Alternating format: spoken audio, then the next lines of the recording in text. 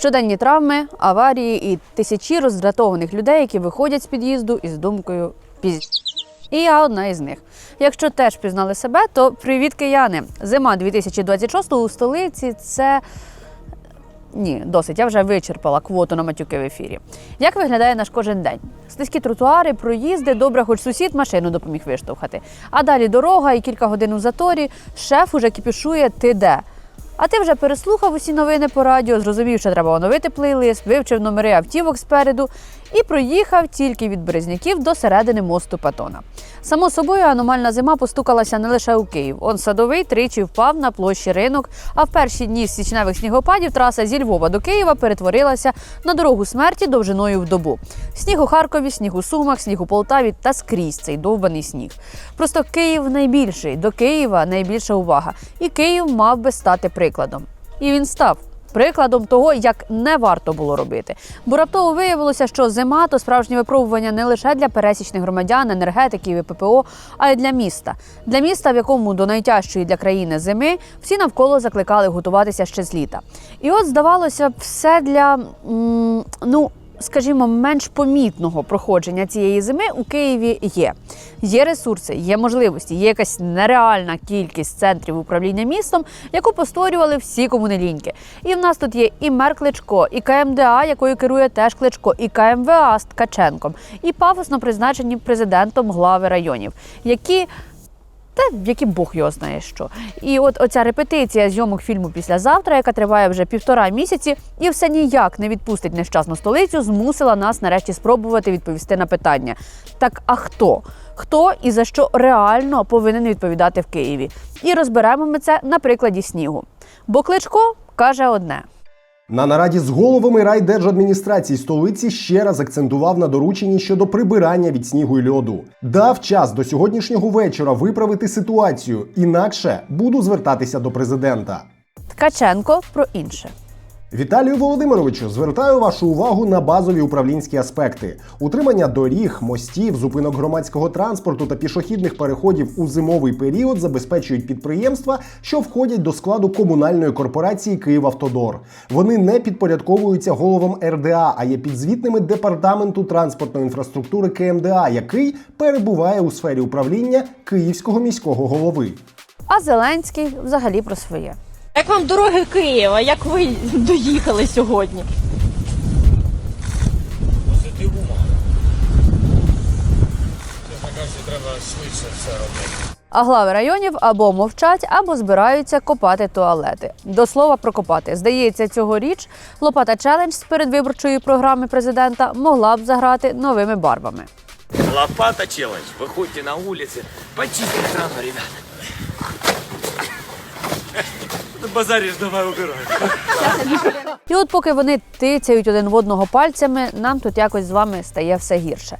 І ми дуже хочемо знати, до кого приходити і стукати, поки що стукати у двері, якщо на тротуарах лід, на дорогах каша, над будинками бурулі. Бо в нас і так вистачає сусідів, які дуже хочуть нас вбити. Не хотілося б бути вбитим рідним містом. І от я розібралася і тепер готова поділитися з вами.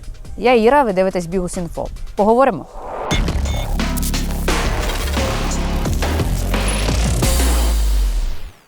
Почнемо з того, як місто проходило негоду цього року. Десь у листопаді, потім у грудні почав випадати перший сніг. І спочатку всі такі «Юху, зима як у дитинстві, справжній новий рік». Я навіть не вірив своїм ушам. А через годину сніг посипав по-справжньому. Перше тієї зими.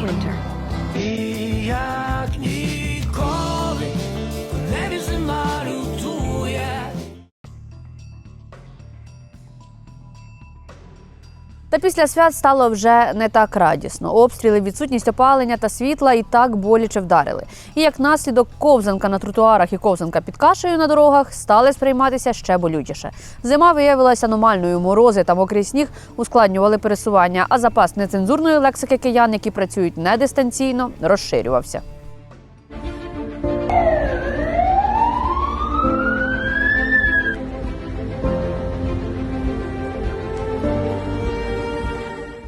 Негода не розбирала прізвищ. Через ожеледицю в ДТП потрапила співачка Наталія Могилевська. Автомобіль занесло на слизькій дорозі. Друзі, У нас невеличка аварія. А я чекаю таксі. Значно серйознішими наслідки виявилися для депутата Київради Євгена Кузьменка. На слизьких вулицях столиці він зламав хребет. Щиро дякую міським службам та керуючим компаніям. Зима прийшла неочікувано. Перелом хребта на 4 місяці випав мінімум. Соромно за нашу з вами роботу. Місто щасливих людей. В медіа писали, що у січні щодня близько 180 мешканців столиці зверталися до травмпунктів через падіння на слизьких вулицях. І кожного 5-го доводилося госпіталізувати. Соцмережі перетворилися на марафон фотографій із розбитими обличчями, ДТП та загіпсованими кінцівками. У стрічці десятки відео, де люди не лише штовхають автомобілі одне у одного на підйомах, але й допомагають зрушити з місця автобуси.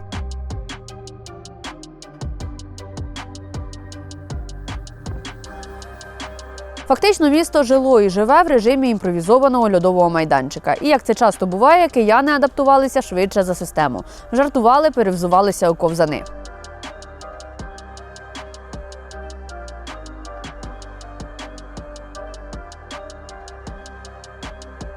Втім, система вперто пручалася. Он навіть покарали чоловіка за те, що він розчищав сніг. Так, ви все правильно почули. Чоловік викидав сніг на проїжджу частину, тим самим створював перешкоду руху. В Україні це карається штрафом у 5000 гривень або ж громадськими роботами. Шкода, що громадськими роботами не карають тих, хто мав би підтримувати місто в нормальному стані. І якби ми жили в ідеальному світі, то, може б, людям і не доводилося б виходити на вулицю з лопатами. Але камон, ми ж у Києві. Я особисто, коли йду на роботу і наче змійка в кнопковому телефоні повзу по кризі і шукаю, куди краще стати, аби не послизнутися і аби снігу не насипало в черевики, розумію пана, який вийшов власноруч розчищати дорогу. То чому ж так? Які повноваження у кого? Хто винен у колапсі цієї зими? І хто ж, мав розчистити той тротуар? Почнемо з бази. Київ – це мозаїка території із різним статусом і різними балансоутримувачами. Є прибудинкові території, є внутрішньоквартальні проїзди, є дороги, тротуари, зелені зони, території навколо закладів освіти чи медицини і ще багато всього такого. Так от, всі ці ділянки мають розчищати різні організації. Кожна з цих ділянок має свого формального відповідального. І саме тут починається головна складність, бо що більше відповідальних, то менше власне відповідальності. Мені буде простіше пояснювати на конкретному прикладі. І я обрала ось цей будинок на Оболоні. Обрала, бо тут велика прибудинкова, поруч парк, автобусна зупинка, супермаркет. Трохи далі – метро. Власне, не будинок, а мрія. І покриває чи не весь мій сьогоднішній перелік балансоутримувачів. Тож уявімо, що я живу тут і вранці виходжу з будинку. Цю територію плюс ще 20 метрів до проїжджої частини вулиці мають чистити ЖЕК, ОСББ та ЖБК. Парк. Його має розчистити Київзеленбуд, який має структури у кожному районі. Сам він підпорядковується Департаменту екології КМДА. Далі супермаркет. Супермаркет відповідає за свою територію та ще 20 метрів від неї. Бо він приватний, а бізнес зобов'язаний прибирати. Це стосується не тільки магазинів, але й кафе, ресторанів, підприємств і так далі. Тобто розчистити має той, хто володіє ділянкою чи будівлею або орендує її. Дорогу ж на балансі тримає Київавтодор, тож це його місія. В його підпорядкуванні є ШЕУ – шляхово-експлуатаційні управління, які у кожному районі свої. Вони підзвітні Київавтодору. Київавтодор – департаменту транспорту. І як щодо тротуарів, ви здивуєтеся, але тротуари – це теж до них. А от зупинку транспорту і територію в 20 метрів біля неї має почистити вже Київпастранс. Він, до речі, теж підпорядкування департаменту транспорту КМДА. І так, нехай вас не дивує той факт, що зупинка розташована на тому ж тротуарі, який має почистити ШЕУ. Чіткі зони відповідальності – наше все. Якщо що, це сарказм. Бо що робити, коли зона відповідальності одного накладається на зону відповідальності іншого – питання риторичне. Ну і ще одна потенційна фінальна точка шляху – метро. 20-метровою зоною навколо виходу з метро має завідувати вже комунальне підприємство «Київський метрополітен», навіть якщо вихід на тротуарі, а поруч зупинка громадського транспорту. Підсумую, формально логіка виглядає просто. Кожен відповідає за своє. Якщо установа чи компанія має будівлю, вона відповідає за визначену прилеглу територію. Якщо мова про дороги, то це зона відповідальності дорожніх служб. Зелені насадження – окреме комунальне підприємство, прибудинкові території – керуючі компанії і так далі. Але воно, дідько, так не працює. Якби кульгала тільки одна із структур, можливо, це не так сильно кидалося в очі. Умовний засніжений парк можна було б пережити. Але часто все навпаки. І тільки якась одна зі структур свої обов'язки таки виконує. Чому? Давайте розбиратися. Я поговорила з експертами і посадовцями, щоб визначити основну проблему. Навіть дві, але вони пов'язані. І ні, йдеться не про гроші. Грошей якраз вистачає. Проблема в людях, точніше в їхній кількості.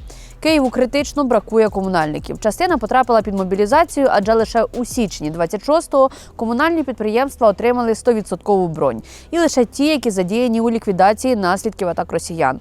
Та легше, судячи з усього, не стало. Я почула одразу декілька історій. Про штати, заповнені на папері і напівпорожні по факту. Ну бо ж бронювання. Словом, це якесь таке замкнене коло, втім, ще раз, я детально в це не влазила і доказів не маю, тож зупиняємося на простому факті. Людей бракує. У нас дефіцит працівників близько 50%. Тобто в нас, якщо взяти консолідовано дорожників і двірників, не вистачає 4 тисячі людей. Плюс працівники ж зайняті не лише прибиранням снігу, а й іншими своїми обов'язками, яких, до слова, чимало. Проблема. Важлива, але не єдина, бо є ще ж одвічний, традиційний, улюблений срач. На цій мажорній ноті ми рухаємось до повноважень усіх відповідальних. Ну бо ж структурищ і структурок в Києві вже повно. Кличко каже, нехай райони розчистять сніг. Буду звертатися до президента, який призначає глав районів без погодження з мером, вжити кадрових заходів. Глави районів відповідають, працюють, але не забувають при цьому нагадати, що комунальні підприємства підпорядковуються КМДА. Бо ж, до прикладу, як я вже казала, ШЕУ будь-якого району у підпорядкуванні Київавтодору, а він під департаментом транспорту КМДА. Київзеленбуд керується департаментом екології. Контролює це все лихо в сенсі виконання робіт департамент територіального контролю. Будь-яке управління, воно ж полягає не тільки в тому, щоб дати команду щось зробити, а ще підготувати ресурси для того, щоб цю команда була виконана. Це, як на мене, логічно. На це повідомлення відреагував достатньо здивовано, тому що буквально за 3 години до цього у нас була робоча нарада з цього питання, і на цій нараді воно проговорювалося дуже адекватно і в такому чисто технічному параметрі, що можна зробити, що не можна зробити, які наслідки. Тобто там ніхто нікого не звинувачував. Райдержадміністрації – це орган, який приймає сигнал про проблему, але не завжди має юридичний інструмент, щоб її вирішити. Банально, район не має своїх бригад прибирання. Ми запитали в КМДА, чи зверталися до них райони за допомогою. Відповідь – ні.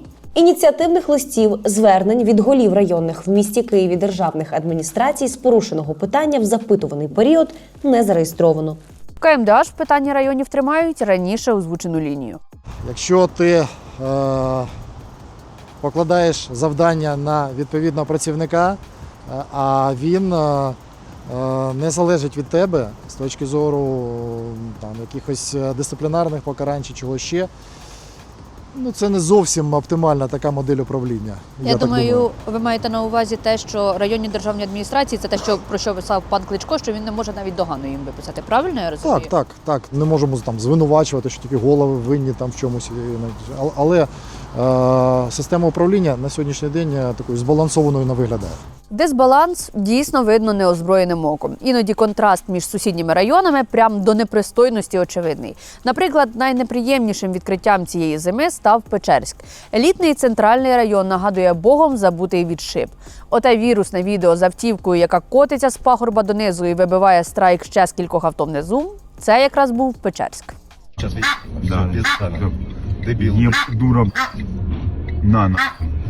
Спілкувалися, зокрема, з головою Оболонської районної державної адміністрації, і за його словами, йому, як голові, підпорядковується лише керуюча компанія, яка працює, а все ж таки там Київзеленбуд, наприклад, Оболонського району, він підпорядковується департаменту екології, ШЕУ підпорядковується департаменту транспорту. То в чому ж тоді провина голів, щоб більше розуміли люди? Про що мав мер на увазі? Мер мав на увазі те, про що він сказав. Ох, як же тяжко воно тут все їде. У всіх все окей, у опонентів біда. І так по колу. Так, ми ще про КМВА забули. Та й згадувати тут особливо немає про що, бо начальник КМВА Тимур Ткаченко каже, що в нього нема повноважень. Мене було призначено на військову адміністрацію, відповідно, навіть там елементарно піти і зареєструвати себе як керівника КМДА я не можу, тому що мене призначили в військову адміністрацію. Це колізія, яка є відповідно до того, що є закон про столицю, є чітке розуміння того, що Київську міську державну адміністрацію може очолювати виключно обраний міський голова. Зручно, мабуть. Ну, принаймні, так триває вже більше року. Тож виглядає так, що КМВА взагалі ні до чого. Повноважень ні на що нема. Хоча, чого це? Повноваження на критику в них точно є. І вони ними чудово користуються.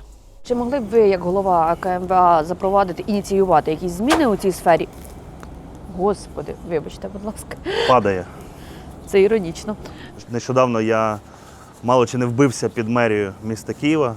Мені реально повезло, тому що я впав на руку, вона до сих пір болить, бо був ушиб. Підійшов до Віталія Володимировича Кличка і розповів йому за цю історію, що навіть під мерією не прибрано. І це ненормально, ну, ми маємо слідкувати за цим. У відповідь я почув, що лід з'являється тоді, коли вода замерзає. Здається, щойно народився новий мем. Хочеться додати... Ну, мер мав на увазі те, про що він сказав. Ну і є ще одна сторона цієї епопеї – бізнес. І бізнес теж місцями буксує. Ну, бо максимальний штраф за неприбраний сніг для бізнесу всього 1700 гривень. І це максимум. Чи дешевше це, ніж прибрати і вивезти сніг? Впевнена, що так. Ба більше, підприємці в принципі не дуже хочуть цим займатися. Де наші податки? Де гроші з бюджету, які йдуть на комунальні підприємства? Так, власник ТРЦ «Дрім» та бізнесмен Гарик Корогоцький відреагував на нагадування КМДА, що балансоутримувачі мають самі розчищати сніг біля своїх будівель. Що в результаті? Цей мем. Знаєте, поговоривши з усіма, до кого я змогла дотягнутися, можу зробити дуже простий, але дуже невтішний висновок. Сніг і лід в Києві давно перестали бути про комунальне питання і перетворилися на чисту політику.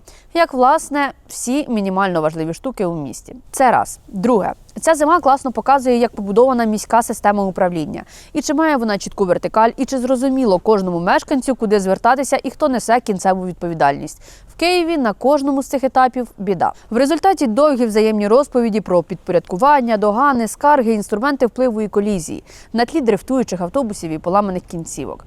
Політична боротьба може тривати скільки завгодно. Але лід на тротуарах не тане від заяв у телеграмі, сніг не розчищається через публічні звернення, і бурульки не зникають з поваги до статусів. Місто – це не майданчик для змагання амбіцій, це простір, у якому живуть люди, яким нафіг не впали оті тикання пальцями. Словом, на чиновників насварилась, вам все розповіла, ну і підписуйтесь на наш канал і долучайтесь до спільноти Бігус.Інфо. Монобаза, Патреон, сайт, всі посилання будуть в описі під цим відео. До речі, цього тижня є ще один привід долучитися. Ми плануємо закриту зустріч спільноти з командою. Будемо знайомитися та спілкуватися. Словом, не пропустіть. На цьому у мене все. Бережіть себе.